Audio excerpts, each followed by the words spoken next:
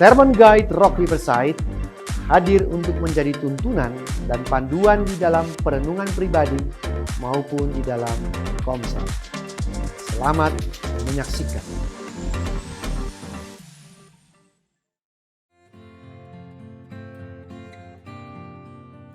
Shalom Bapak Ibu, kita ketemu lagi dalam Sermon Guide Rock Riverside Community Center bulan April minggu yang kelima. Berkat melalui teguran.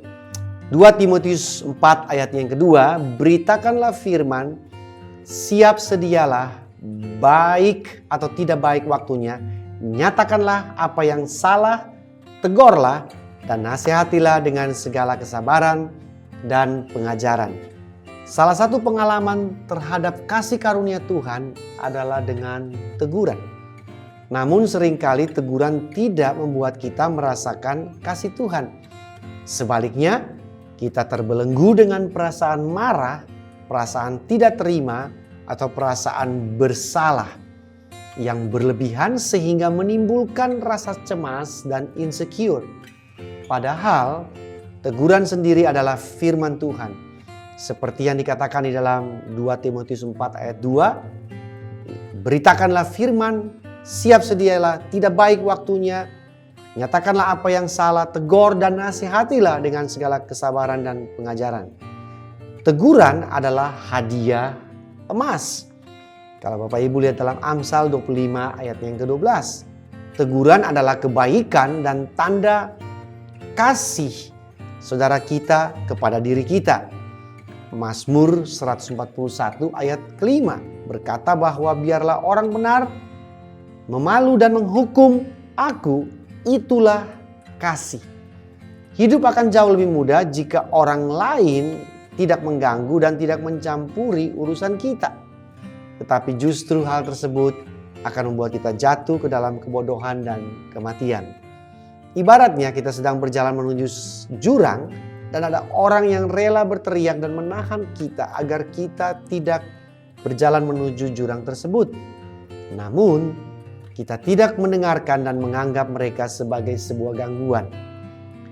Justru jika ada komunitas yang rela menegur, rela mengalami momen yang tidak mengenakan, dan meresikokan kenyamanannya untuk menegur kita, kita seharusnya menerima dengan penuh ucapan syukur.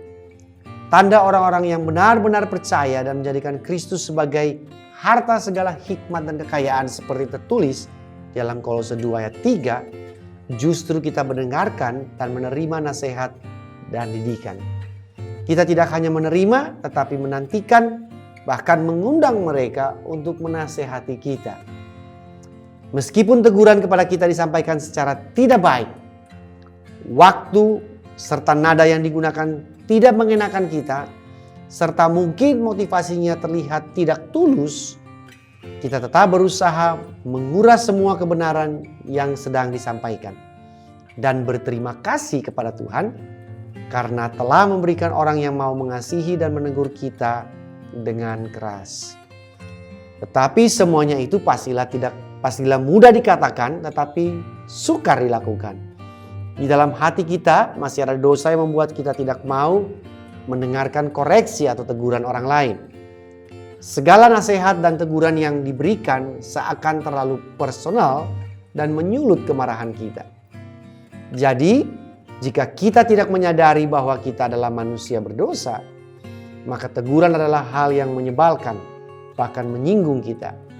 Sebaliknya, jika kita mengakui bahwa kita berdosa setiap hari melalui kata dan perbuatan kita, maka kita akan belajar bahwa teguran itu adalah kasih karunia yang sungguh besar untuk kita. Kekuatan sejati agar kita dapat menerima teguran adalah Kristus itu sendiri. Karena begitu besar kasihnya pada kita, sehingga dia memberikan dirinya disalib untuk kita.